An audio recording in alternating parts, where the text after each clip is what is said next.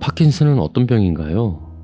치매 다음으로 흔한 퇴행성 뇌질환입니다. 그래서 퇴행성이라는 말 자체가 점점 시간이 지날수록 조금씩 나빠진다는 얘기인 거죠. 파킨슨이라고 하는 거는 일단은 신경 전달 물질인 도파민이라는 성분이 몸에서 점점 없어져 가는 거예요. 도파민이 우리 몸을 이렇게 잘 움직이게 운동 기능을 유지시켜주는 중요한 물질인데 걔가 없어진다고 한다면 이렇게 몸을 움직이는 데 있어서 그게 잘 안 된다는 얘기인 거죠. 현재 파킨슨의 원인이 뚜렷하지가 않습니다. 가족력이라든지 유전병이라든지 이런 것들의 어떤 얘기들은 있는데 정확히 뭐 때문에 이렇다 하는 경우가 아직까지는 정확히 밝혀져 있지는 않고 특발성으로 그냥 아무 이유 없이 발생하는 경우가 제일 많습니다. 파킨슨이 걸리는 원인은 무엇일까요? 어느 날 갑자기는 아니고 어쨌든 퇴행성이다 보니까 시작 증상은 있을 거예요. 그게 처음에는 잘 모르다가 어느 정도 좀 진행이 돼서 이제 신경과 외래에 오게 되는 경우가 많습니다. 그래서 제일 많이 흔하게 알고 계시는 증상 중에 하나가 첫 번째 일단 떨림증이 있어야 되고 의사가 봤을 때 파킨슨에 맞는 떨림증이라야 돼요. 그래서 그거를 전문 용어로 안정형 떨림이라고 얘기를 하거든요. 그래서 안정시에 가만히 있을 때 손을 이렇게 떠는 그런 떨림증의 모습이 있습니다. 그 다음에 두 번째는 몸이 뻣뻣해지는 거죠. 강직이라고 얘기를 하는데 관절이 이렇게 부드럽게 움직여야 되는데 턱턱 걸리는 그런 뻣뻣한 증상이 동반이 됩니다. 그 다음에 세 번째는 걷는 모습이 현저하게 달라져요. 그래서 이것을 보행장애라고 얘기를 하고 전형적인 파킨슨 환자에 있어서는 쇼스텝, 이 보폭이 짧아지는 거죠.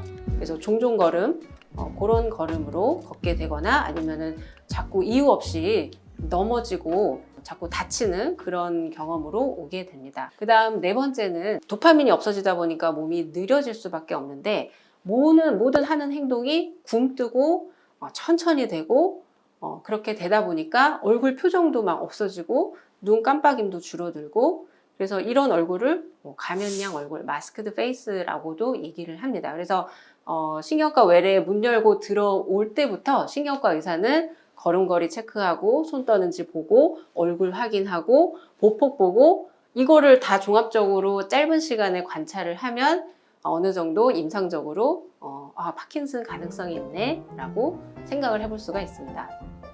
그 밖에 파킨슨의 증상이 있을까요? 모든 게 다 느려지다 보니까 이게 글씨 쓰는 것도 수월치가 않고 그러다 보니까 크게 쓰기보다는 환자가 편의상 자꾸 이제 글자를 작게 쓰게 되는 그런 경우를 보게 됩니다. 그래서 목소리도 좀 작아질 수가 있고 글자도 작아지고 이런 현상들을 같이 볼 수가 있습니다. 그래서 나타나는 증상들이 굉장히 다양한데 꼭 이 네 가지를 충족해야 진단이 된다 이거는 아니고 이 여러 가지 증상 중에서 몇 가지 또 이완된 기간 여러 가지를 종합적으로 판단을 해서 관찰을 할 수가 있습니다. 혹시 MRI를 찍으면 파킨슨인지 바로 알 수 있나요? 진단하는 방법이 있습니다. 일단 파킨슨은 임상 양상만으로도 의사가 진단을 할 수는 있어요. 아무 검사 없이.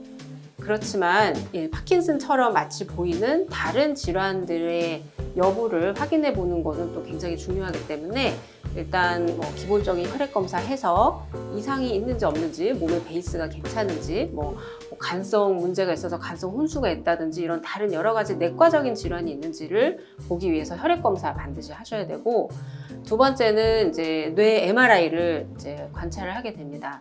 MRI를 보는 이유는 뇌 안에 다른 구조적인 문제가 있는지를 체크를 하는 거예요. 그래서 MRI를 찍었더니 파킨슨인 줄 알았는데 뇌 수두증, 뇌에 물이 차는 그런 증상이었다. 그럼 그거에 대해서 치료해야 되는 거고 뇌에 종양이 있었네? 그럼 종양 치료해야 되고 뇌에 어떤 여러 가지 혈관성 질환, 뇌경색, 뇌 출혈 이런 게 와 있었네? 하면은 그때는 이제 진단이 완전히 달라지는 거죠. 그래서 MRI를 꼭 찍어서 구조적인 이상이 있는지 없는지를 확인을 해야 돼요. 그래서 우리가 알고 있는 아주 전형적인 파킨슨 환자 경우에는 MRI에 그런 게 안 보여야 되는 게 맞습니다.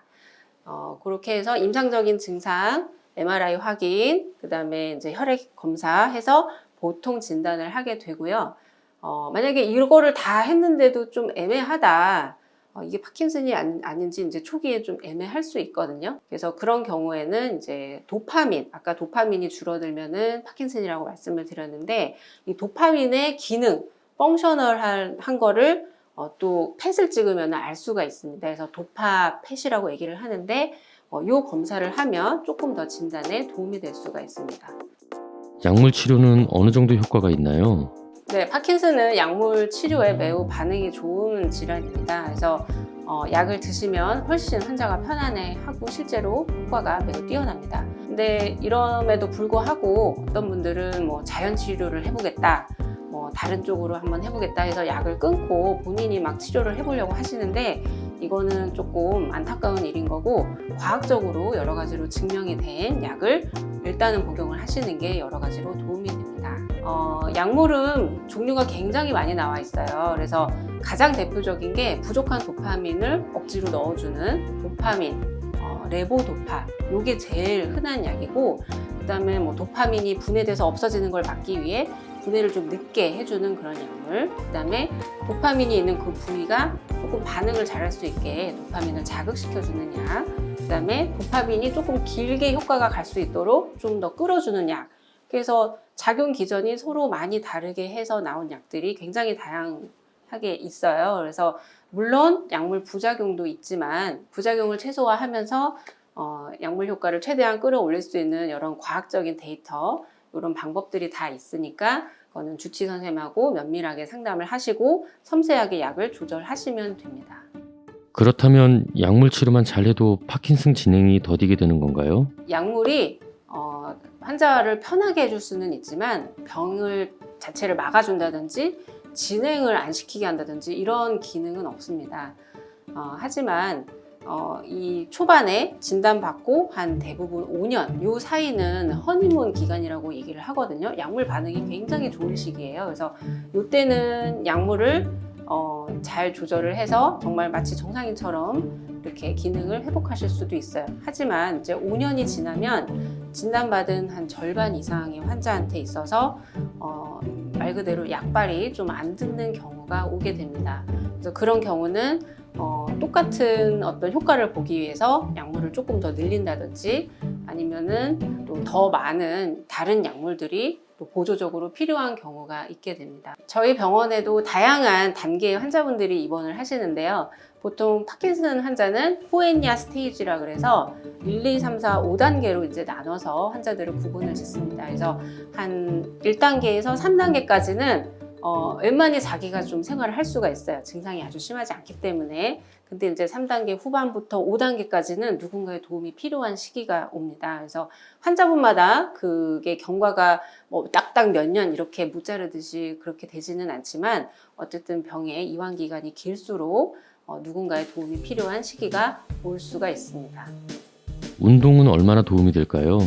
운동은 반드시 해야 됩니다. 왜냐하면 안 그래도 몸의 기능이 둔해지고 늦어지고 하는데 운동을 안 하면은 그게 더 좀 심하게 다 와닿을 수가 있어요. 그래서 진단받는 순간부터 어쨌든 몸을 움직일 수 있을 때까지 최대한 운동을 많이 해놔야 됩니다. 그래서 관절도 조금 뻣뻣해져서 굳을 수가 있는데 관절 범위를 최대한 많이 넓혀주고 근력도 좀 키워놓고 해야 이게 환자분들이 더 이 병의 기간을 수월하게 넘어갈 수 있는 그런 상황이 되죠. 그래서 뭐 몸도 잘 못 움직이겠는데 뭐 운동이 무슨 소용이야 이렇게 얘기하시는 분들도 있는데 이것은 잘못된 얘기고 실제로 많은 논문, 데이터, 객관적인 과학적인 자료로서 이 운동을 많이 하신 분들이 결국 파킨슨 증상의 개선에 도움이 되고 또 병의 이완 기간이 길수록 더 잘 버틸 수 있다, 삶의 질이 올라간다 이렇게 객관적인 자료들이 많이 발표를 하고 있습니다.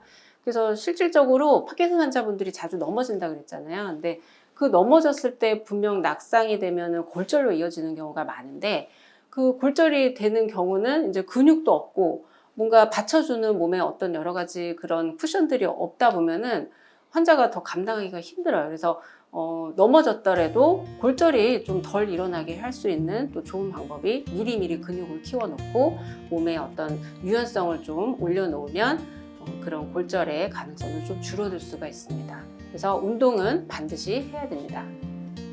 파킨슨 환자분들에게 당부하고 싶은 말씀이 있으실까요?